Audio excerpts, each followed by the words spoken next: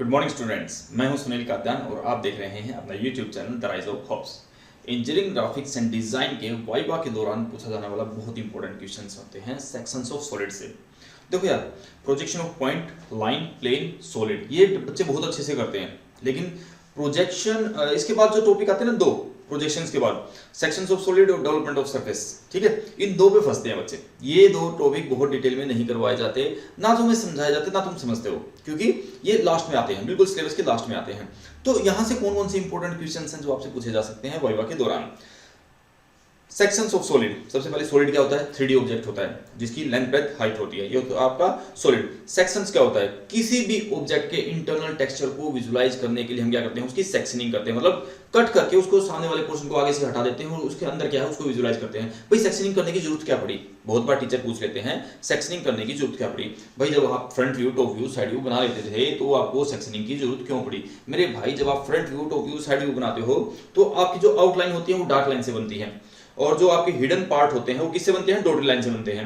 तो कई बार क्या होता है, ऑब्जेक्ट के अंदर इतनी डॉटेड लाइन आ जाती है, इतनी डॉटेड लाइन आ जाती है, उसको अंडरस्टैंड करना डिफिकल्ट हो जाता है। क्यों? क्योंकि उसके अंदर बहुत सारी हिडन पार्ट्स होते हैं, जैसे आपका इंजन होता है, ठीक है, बहुत कॉम्प्लिकेटेड पार्ट्स होते हैं उसके अंदर, बहुत कॉम्प्लिकेटेड डिजाइन होता है। तो जब आप उसका फ्रंट व्यू ड्रॉ करते हो तो बहुत सारे उसके अंदर क्या आ जाती है? डॉटेड लाइन आ जाती है। डॉटेड लाइन कौन किसको शो करते हैं? हिडन पार्ट को शो करते हैं। तो उस कॉम्प्लिकेशंस को दूर करने के लिए हम क्या करते हैं, हम उसको एक्चुअल विजुलाइज कराने के लिए हम सेक्शनिंग करते हैं। हम क्या करते हैं, उसको आगे वाले पार्ट को काट के आगे से हटाते हैं, फिर हम क्या करते हैं, जो आपको इंटरनल टेक्सचर उसका विजुलाइज हो रहा है उसको भी डार्क लाइंस की हेल्प से विजुलाइज करवाते हैं। तो ड्राइंग को इजी बनाने के लिए, कॉम्प्लिकेशंस को हटाने के लिए भी आप सेक्शनिंग करते हो, ये भी आप एग्जामिनर को बता सकते हो, ठीक है।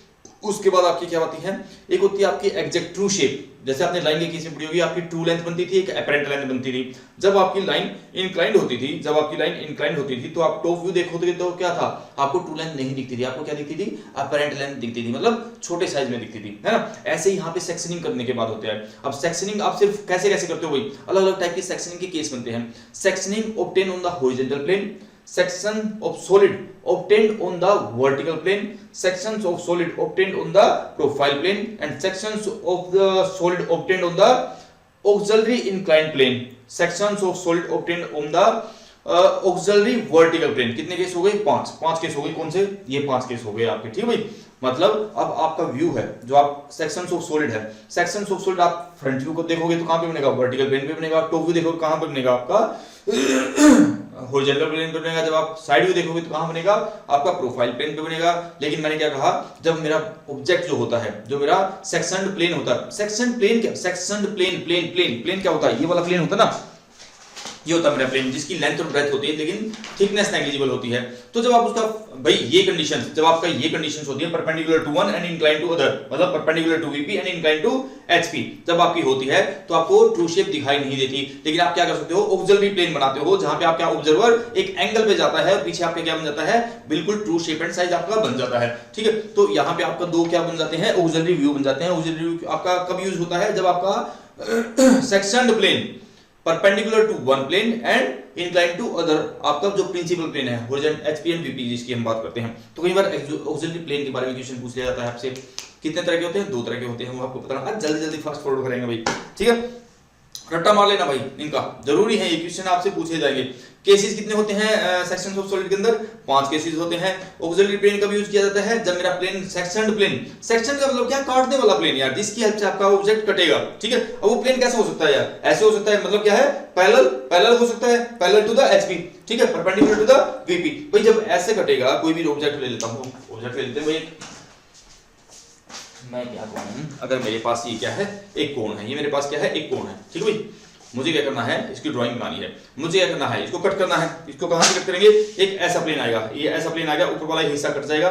मैं क्या करूंगा, इसका जब मैं टॉप व्यू देखूंगा तो मुझे नीचे वाला सर्कल भी दिख जाएगा और जहां से कटेगा ऊपर वाला सर्कल भी दिख जाएगा। ये पॉइंट वाला पोर्शन हट जाएगा तो मुझे ट्रू शेप दिख जाएगी, बिल्कुल ट्रू शेप दिख जाएगी भाई। और ये कहां पे दिखेगी? टॉप व्यू में दिखेगी। अगर ये मेरा ऑब्जेक्ट मैं कहूं इसको, अगर कहूं मैं इसको ऐसे कट कर देता हूं, ऐसे पहले ऐसे कट किया था, ये क्या था? पैरेलल टू द एचपी था। अब ये क्या है? परपेंडिकुलर टू द एचपी है। अगर ऐसे कटेगा तो मैं फ्रंट व्यू देखूंगा तब मेरी ट्रायंगल बन जाएगी, मुझे अपना कहां व्यू दिखाएगा, सेक्शंस ऑफ सॉलिड कहां दिखाई देगा, वर्टिकल प्लेन पे दिखाई देगा। अगर मैं कहूं इसको साइड से सामने से कट कर दो, परपेंडिकुलर टू बोथ से कट कर दिया, ठीक है। तीसरा मैंने क्या किया, परपेंडिकुलर टू बोथ से कट कर दिया। परपेंडिकुलर टू बोथ कौन सा हो जाएगा, ये हो जाएगा ना भाई, ऐसे कट कर दिया। अब मुझे सामने से अगर मैं देखूंगा परपेंडिकुलर टू बोथ ये प्लेन हो गया ना भाई, एचपी से भी और वीपी से भी, दोनों से परपेंडिकुलर हो गया। अब मैं इसको कट करूंगा तो मुझे प्रोफाइल प्लेन में क्या दिख जाएगा, मेरा ट्रू शेप दिखाई दे जाएगी। लेकिन जब ये एंगल पे कटेगा, जब ये एंगल पे कटेगा, जब ये एंगल पे कटेगा, तो आप ना सामने से दे सकते हो, सामने अगर मैं कहूँ ना तुम सामने से देख पाओगे, ना टॉप से देख पाओगे, ना साइड से देख पाओगे। उस टाइम पे क्या करना पड़ेगा, ऑक्सिलरी प्लेन को यूज करना पड़ेगा। तो ये कंडीशंस आपको पता होना चाहिए कि किस टाइम पे आपको ऑक्सिलरी प्लेन की जरूरत पड़ने वाली है, जहां पे आपको अलग अलग पॉइंट पे अपने ऑब्जर्वर को रखना पड़ेगा, एक अलग जगह पे, ना फ्रंट होगा, ना टॉप होगा, ना साइड होगा, इनसे अलग एंगल पे आपको क्या करना पड़ेगा, अपना एक प्लेन शो करना पड़ेगा, जिसको हम बोलते हैं ऑक्सिलरी प्लेन, ताकि हम ट्रू शेप एंड साइज को ऑब्जर्व कर सके ऑफ एन ऑब्जेक्ट, ठीक है। और क्या कह सकते हैं भाई, प्लेन के अंदर केसेस की बात हो गई है, प्लेन की बात हो गई है, ऑक्सिलरी प्लेन की बात हो गई है, horizontal plane, vertical plane. I think इससे बाहर आपका वर्ड कुछ भी नहीं होता यार, ठीक है। या केसेस आपको पता चल गए हैं, ऑक्सिलरी प्लेन के बारे में आपको पता चल गया है, सेक्शंस के बारे में आपको पता चल गया है। आई होप आपको समझ में आया होगा। फिर भी किसी का कोई डाउट, किसी की क्वेरी रह जाती है, आप कमेंट बॉक्स में लिख सकते हो। Okay student, bye bye, take care and God bless you. अच्छे से रहिए, पढ़ते रहिए, stay connected, like share and subscribe.